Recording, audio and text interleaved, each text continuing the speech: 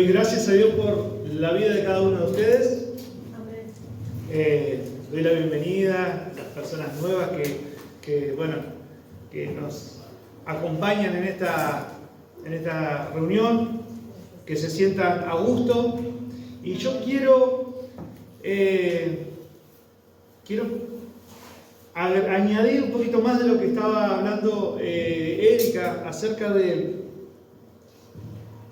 ¿qué hizo Dios con vos? Y yo le voy a añadir que nosotros glorificamos a Dios por lo que Él es también, ¿verdad? No es solamente por lo que Él hizo en nosotros, sino por lo que Él es, porque si no, no sería la gloria completa. Sería porque Dios hizo algo en mí y sería la experiencia que yo tuviera. No, nosotros tenemos que entender que Dios es soberano y que Él es el único Dios sabio, poderoso, que gobierna todo, ¿no?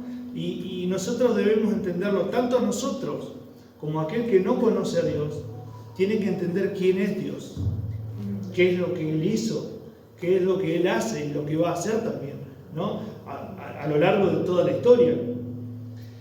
Y esto es interesante porque yo venía meditando sobre todo lo que se venía hablando, ¿verdad? Y en 2 de Timoteo capítulo 3, ustedes saben que el apóstol Pablo le dice a Timoteo, bueno, lo que vos aprendiste de tu mamá, de tu abuela, persiste en eso, en el cual te puede hacer sabio, ¿no? Le dice así, que de niños ya supiste, sabés las escrituras, conoces las escrituras, de las cuales te pueden hacer sabio para la salvación. O sea, las escrituras o la palabra de Dios juega un papel muy importante en la vida del creyente, en primer lugar, porque hace algo muy importante en el corazón del hombre, que lo hace sabio. Las escrituras te hacen sabio, te dan la sabiduría, las herramientas, para que vos puedas entender realmente, y en esta noche yo creo que ese es el propósito, de que si conoces a Dios, venís a conocer a Dios, venís a conocer las Escrituras, bueno, que hoy sea el motivo por el cual puedas llevarte esta sabiduría que viene de parte de Dios por medio de la palabra de Dios, en la cual te puede hacer sabio para la salvación. Y esto es un papel muy importante, ¿por qué? Porque te da el consuelo que en el día del juicio vos puedas estar confiado. Ahora, por mis propios méritos, por la propia obra mía, no por los méritos de Cristo. Porque la palabra dice, ustedes conocen las escrituras, dice, Jesús le dice a los judíos, ¿no? Pero ellas hablan de mí. Las escrituras hablan de mí, dice Jesús. Y cuando nosotros abrimos la palabra de Dios, Jesús o la cruz es el centro de toda la palabra de Dios. Y esa es la sabiduría. Cristo es la sabiduría, el poder de Dios, el Evangelio es Cristo. Cristo es el Evangelio, es el por el cual nosotros podemos estar confiados, como anclado a la cruz, abrazamos la cruz, la gracia, que es por medio de la fe. Es la fe la que el Señor nos regaló y abrazamos esa cruz, la obra expiatoria que Cristo hizo, en el cual nos sentimos confiados que en el día que partamos de esta tierra vamos a estar confiados y nos presentamos delante del Señor sabiendo que Cristo es nuestra justicia, que Él es nuestro abogado, que Él pagó por nosotros. La deuda ya está cancelada. ¿Conoces a este Dios? Este Dios que pagó y es la justicia que necesitamos para ser salvos. Y acá el apóstol Pablo le dice a Timoteo, bueno, sabés las escrituras, conoces a este Dios, ¿no? Yo diría, ¿conoces qué es lo que Dios hizo en vos y quién es realmente Dios?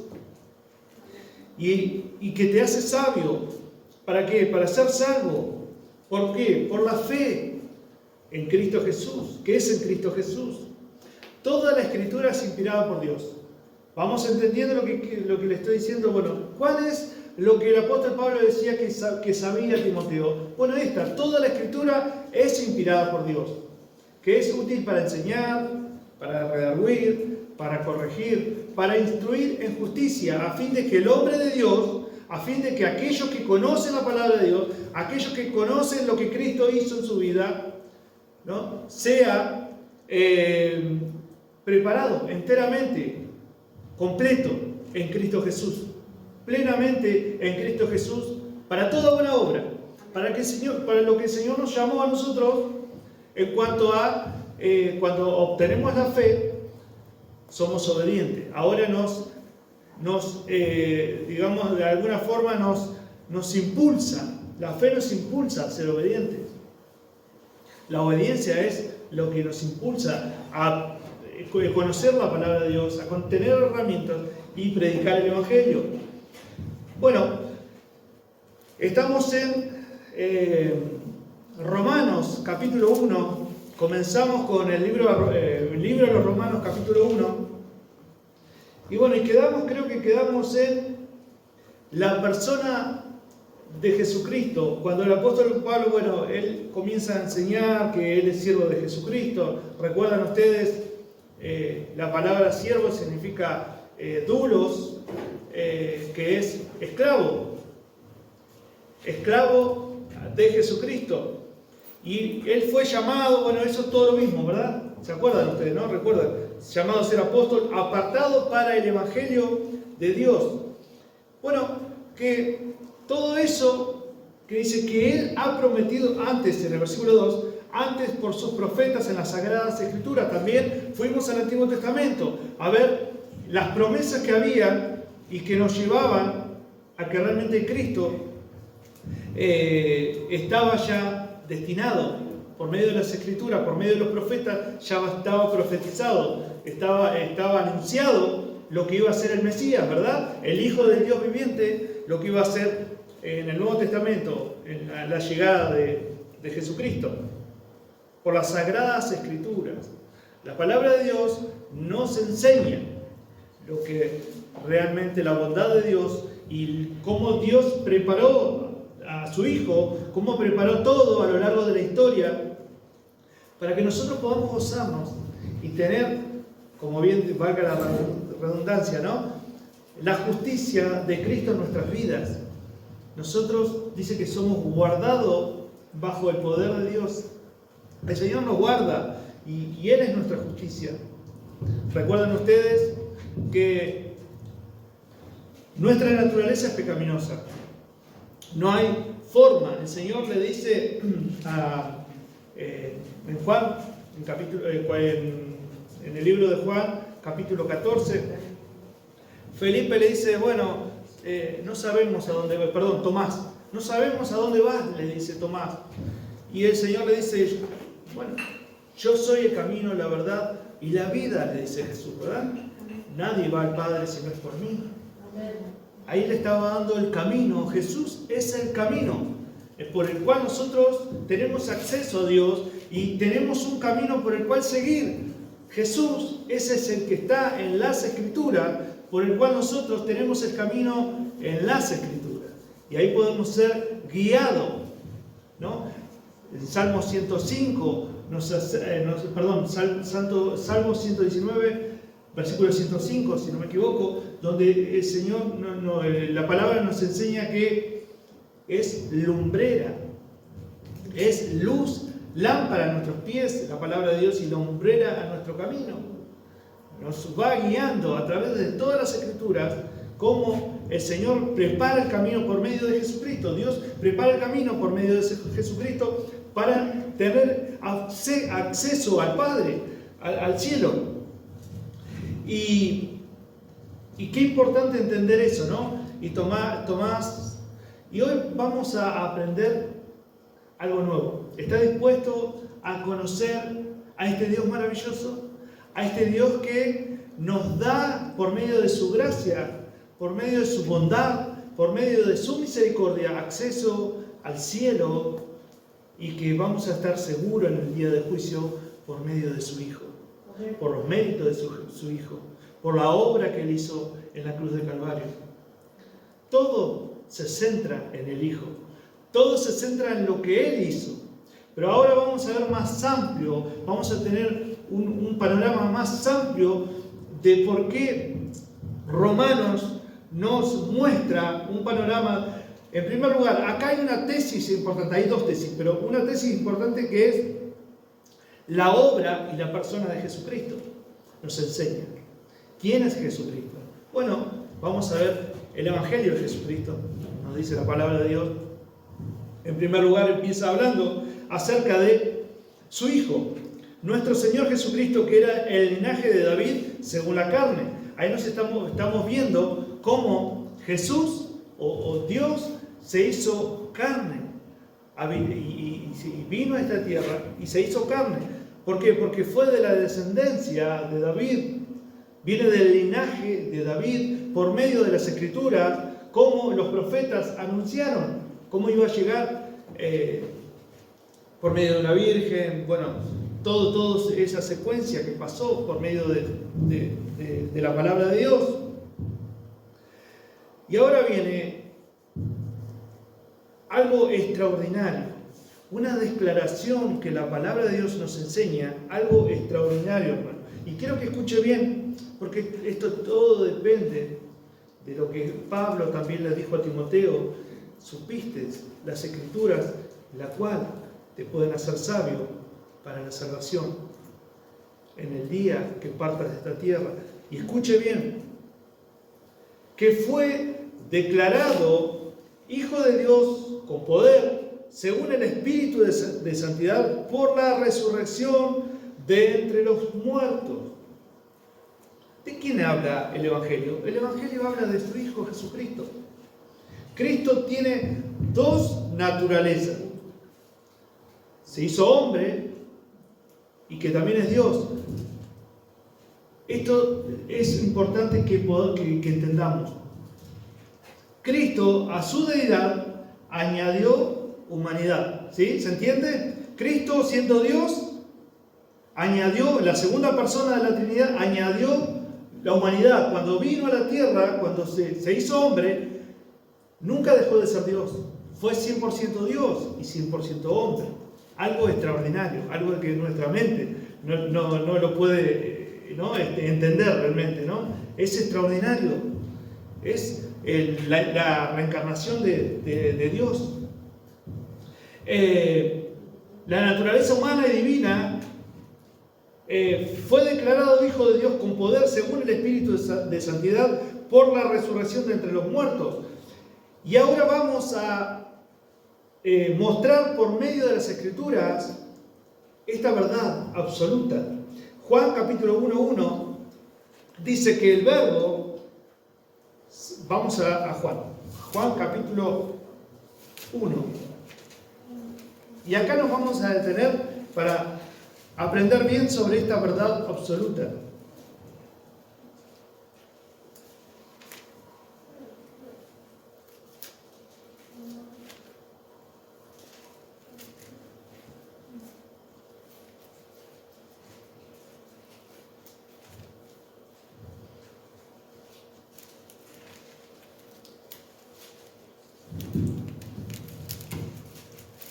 Se me pegan las hojas.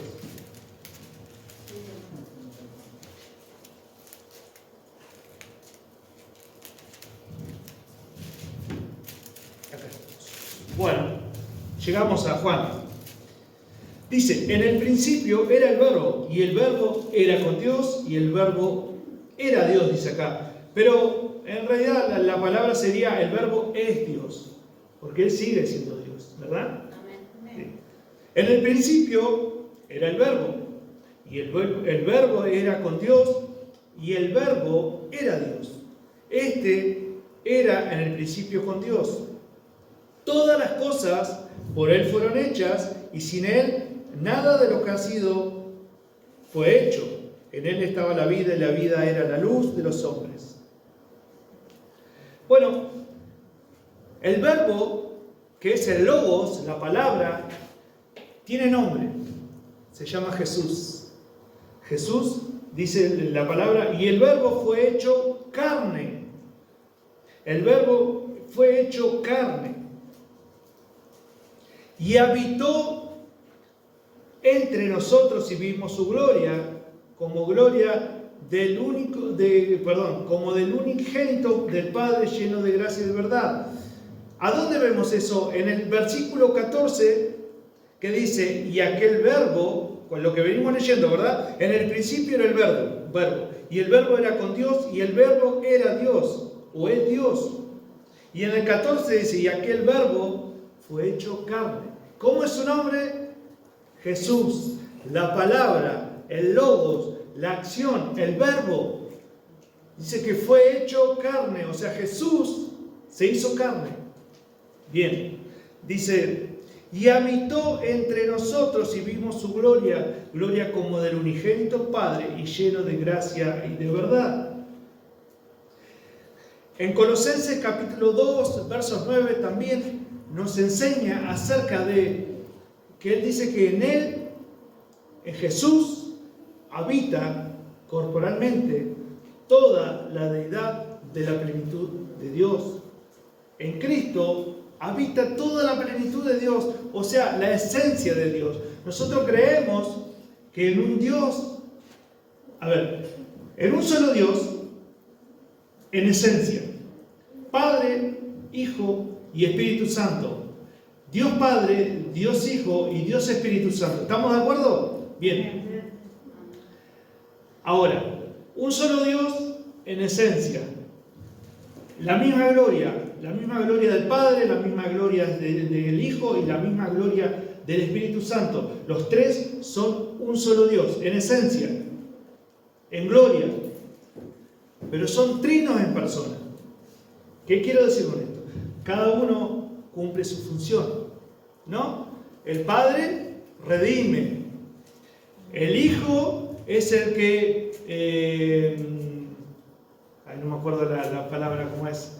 Lo voy a decir así. Lo que sella lo que el Padre ya hizo, redimió. Él dice que el Hijo vino a buscar y a salvar lo que se había perdido, ¿no? Fue enviado por el Padre. Y el Espíritu Santo es el que redarguye, es el que atrae, digamos, a Cristo en este sentido. Dice que Él tomará todo de lo mío y os lo dará saber a ustedes. O sea que el Espíritu Santo cumple la función del Consolador. ¿En qué sentido? Que trae convicción de pecado a usted y a mí, nos convence de nuestra humanidad, de nuestra naturaleza. Eso es lo que hace el Espíritu Santo, nos convence. Y Él dice, ¿por qué es consolador? Acá hay una verdad también absoluta y presta atención. ¿Por qué es consolador? Bueno, en primer lugar, ¿de qué nos consuela? Si estamos alegres, estamos contentos, estamos felices porque estamos en el Señor. Bueno, en primer lugar nos muestra nuestra naturaleza. El Espíritu Santo dice que va a convencer de pecado, de juicio y de justicia. ¿No? En Juan capítulo 14. No, 16, perdón. Capítulo 14. Por ahí me pierdo, pero capítulo 16. Bien, ¿qué es lo que hace? Te redarguye. Cuando uno entiende nuestra naturaleza pecaminosa por medio de la verdad, por medio de la palabra de Dios, ¿sí? Cuando uno entiende, te redarguye. Hay una tristeza, porque en realidad la tristeza de Dios es para arrepentimiento. Según Dios, es para arrepentimiento. Cuando uno entiende nuestra condición, bienaventurados los pobres, la bienaventuranza que habla en Mateo capítulo 5, dice que es bienaventurados los pobres, bienaventurados los mansos, bienaventurados aquellos que lloran por esa pobreza espiritual que entendemos que hay en nuestra vida, que necesitamos ser llenos, que entendemos que necesitamos a un Salvador. Bueno, el Espíritu Santo convence de pecado, y hay una tristeza en el corazón de aquella persona que realmente ha tenido un encuentro con el Salvador. Y ahí es donde Él consuela. Cristo es el que consuela nuestras vidas por medio de la obra expiatoria que Él hizo. Hay un consuelo, hermano. Es el consuelo. De otra forma, si nosotros nos sentimos alegres, felices, porque nosotros somos capaces, nuestras vidas son capaces en Cristo, entonces vamos a ser alegres, no vamos a tener esa tristeza que pone el Espíritu de Dios en nuestras vidas. Necesitamos esa tristeza porque entendemos que nuestras vidas necesitan un Salvador. Y el consuelo está en la cruz, hermano. El consuelo está en la obra que Él hizo. Pero eso lo va a hacer, ¿saben qué? El Espíritu Santo, el Espíritu de Dios lo hace en el corazón de la persona. Por eso entendemos nosotros que cada persona de la Trinidad hace su trabajo, su labor. Eso lo entendemos. Bien. Ahora, ese verbo se hizo carne. Se hizo carne. Para algunos contemporáneos de Juan, lo que está hablando Juan, el espíritu y lo divino se oponían. Se oponen. Ellos decían, ¿verdad? Los contemporáneos, en Hechos capítulo 14, donde estaba, a ver, lo voy a llevar un poquito, por ahí, a ver, vamos a Hechos capítulo 14, para que nosotros vayamos entendiendo de lo que estamos hablando, porque si no nos vamos a perder todo. Algunos contemporáneos de Juan, de la carta de Juan, de acá, del libro de Juan, donde habla del verbo hecho carne, para algunos contemporáneos de Juan, ellos creían que el espíritu y lo divino se oponían por completo a la materia y a la carne. Otros creían que los dioses visitaban la tierra disfrazados de seres humanos. Eso es lo que creían ellos. Vamos a interpretar bien lo que dice la carta de Juan. Pablo y Bernabé en Listra, creo que es, ellos estaban ahí y había una persona que estaba lisiada de los pies y fue sano.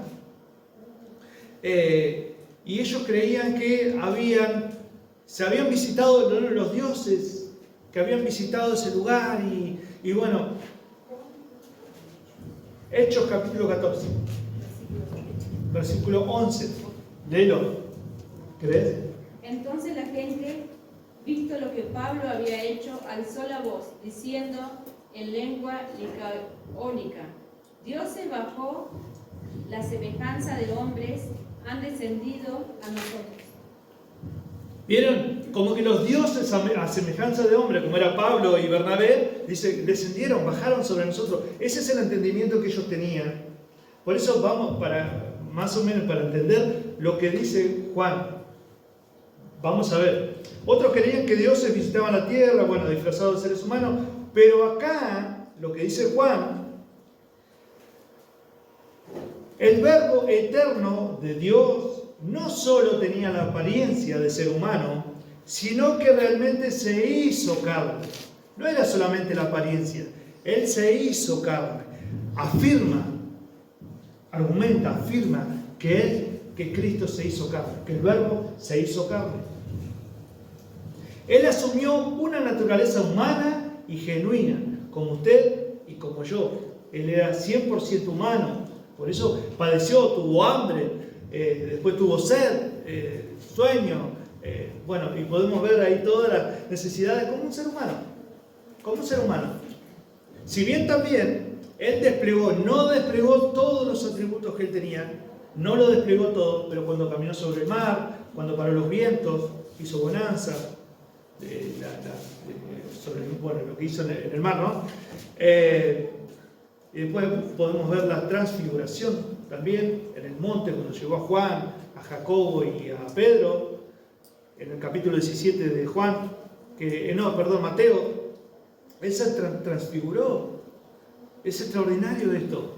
Cómo lo que ellos vieron, los apóstoles vieron eso. Es impresionante. Y vamos a lo que dice, cuando dice habitó. Estamos viendo una verdad absoluta de lo que Dios, cuando se hizo carne, el verbo se hizo carne, habitó significa que puso literalmente su tienda, su lugar. Cuando dice habitó entre nosotros.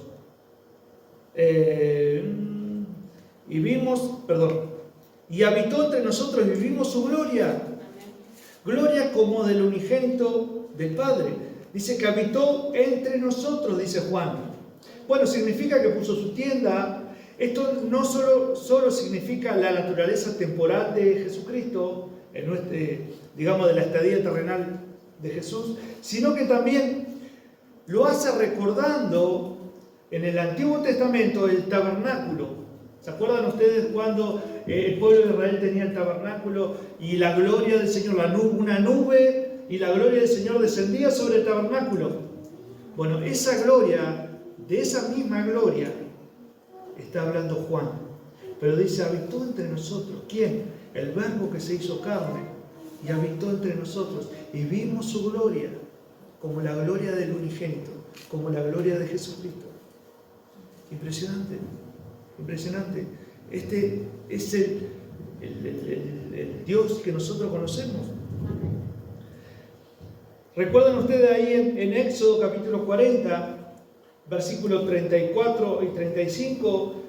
Moisés no podía entrar cuando descendía la nube y la gloria de Dios. No podía entrar a ese lugar, porque Dios estaba en ese lugar. Bueno, él habitaba en el tabernáculo.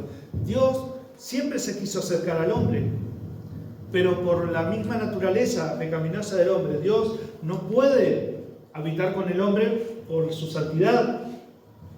Todos caeríamos muertos por su santidad.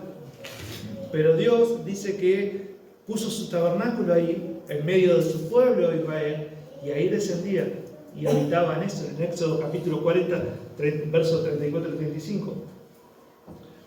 Vimos su gloria es contemplada incluso en el pueblo de Dios que estaba en el desierto. En Éxodo capítulo 16 dice que descendía su gloria aún en el desierto también, cuando hubo murmuración con el pueblo ahí, que el Señor le mandó los codornices y el maná, y la gloria dice que descendió sobre su pueblo también.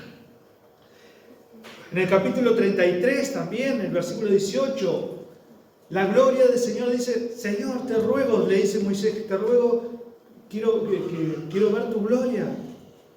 Y el Señor le dice, voy a pasar toda mi gloria va a pasar por delante tuyo, pero no me vas a ver mi rostro, porque dice que nadie puede ver el rostro de Dios y vivir. Dice, te voy a cubrir con mi mano, le estoy dando para que ustedes después busquen, si quieren anotarlo. Y el Señor le dice, voy a cubrir, me vas a ver la espalda, te voy a cubrir con mi mano en una hendidura de la peña y vas a ver mi espalda. Esa es la gloria de Dios. Bueno, de esa misma gloria, hermano, de esa misma gloria es el que está hablando Juan acá, que habitó entre nosotros. Y hoy podemos entender la obra y la persona de Jesucristo. En Romanos, esa es la obra y la persona de Jesucristo. Jesucristo habitó entre nosotros, dice, y vimos su gloria. Y vimos su gloria. En el tabernáculo, Éxodo 40, y después en el templo, en Primera de Reyes, con Salomón, cuando fueron y llevaron el arca.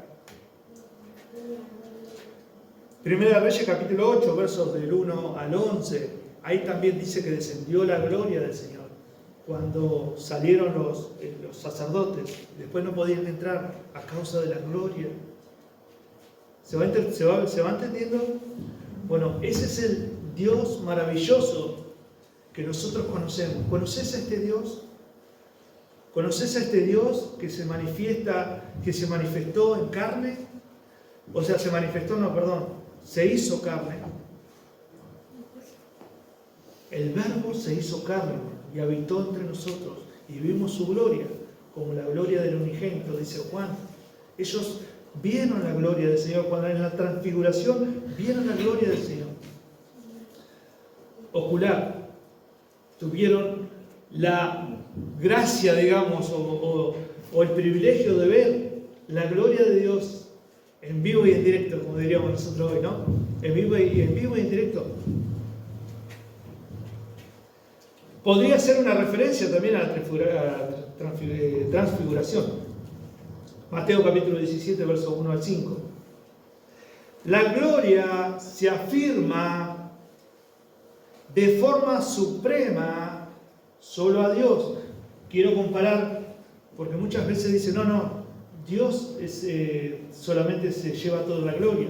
Bueno, acá está haciendo referencia a Jesucristo. Por eso mismo le estoy diciendo que la gloria se afirma de forma suprema solamente a Dios, al Creador y Gobernante del universo, aquel en el cual se doblará toda rodilla. A ese Dios soberano es el que está, Él solamente, a Él sea la gloria. El Hijo también tiene la gloria esa, por derecho, en Juan capítulo 17, verso 5. Hace referencia también a la gloria del Padre, que es también la gloria del Hijo. Dice, glorifícame con esa gloria que yo tuve antes. Glorifícame. Vemos ahí, los reformadores declaran su fe con el lema Soli Deo Gloria. A Dios sea la gloria. Esos son los reformadores cuando declaraban su fe. Esa fe es la que nos tiene que mover a nosotros, motivar a nosotros, que podamos declarar eso, a Dios sea la gloria, a Dios sea la gloria. Bien, ¿se va entendiendo? Amén. ¿Sí? Bueno, nosotros tenemos que entender, son doctrinas fundamentales de la cual el apóstol Pablo le dice a Timoteo, ¿no? De las cuales te pueden hacer sabios por medio de las Escrituras para tu salvación. Si hoy estás escuchando la palabra de Dios, si el Señor te está dando sabiduría para escuchar, y si el Señor hoy estás en este lugar, es porque el Señor te mueve a que conozcas su gloria, para que conozcas la obra y la persona de Jesucristo. Esa es la primera tesis. El Evangelio es Jesucristo. Las buenas noticias de salvación para todo aquel que cree. ¿Se acuerdan ustedes? Para todo aquel que cree. Cristo tiene dos naturalezas. Siendo Dios y siendo hombre. Las dos naturalezas. Algo sorprendente, ¿no? Algo, asombroso. La segunda persona de la Trinidad se llama Jesús. Ya estamos con la hora, ¿no? Ya terminamos. Bien, que fue declarado Hijo de Dios con poder, según el Espíritu de Santidad, por la resurrección de entre los muertos. ¿Y por quién recibimos la gracia y el apostolado, dice Pablo, para la obediencia a la fe en todas las naciones por amor de su nombre? Cuando dice que él recibió la gracia y el apostolado, ¿para qué? Para la obediencia. Él recibió la gracia del Señor para la obediencia a la fe. El apóstol Pablo, él dejó todo lo que él sabía, todos sus títulos, todo eso, lo dejó de lado y comenzó a obedecer ahora la fe que es en Jesucristo, la fe según el Evangelio, según lo que él predicaba el Evangelio de Jesucristo, y él, la fe que él tenía, fue movido para obedecerle, a obedecer al Señor. Bueno, nosotros pasa lo mismo también con nosotros.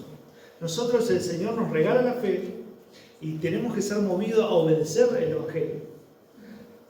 Hay evidencias en el creyente que cuando nosotros abrazamos la fe en Jesucristo, tenemos que ser obedientes ahora. Ahora nos falta ese paso, ¿no? Y también la obediencia nos demanda también y nos lleva a poder confiar en Jesucristo, a poder entender y poner la confianza en Él, ¿verdad? Es todo, va todo de la mano. Entre los cuales, dice, estáis también vosotros llamados a ser de Jesucristo, a también obedecer. el mandato del Señor, que también es para todos, hermanos. Cuando Jesús dice ir y hacer discípulos, predicando el Evangelio, bueno, a todas las naciones. Se anima, entiende el Evangelio, qué es el Evangelio y qué es, aparte de eso, después lo vamos a ver, estamos viendo la obra y la persona de Jesús. ¿Qué es el Evangelio? Y después vamos a ver también cómo una persona puede ser salva.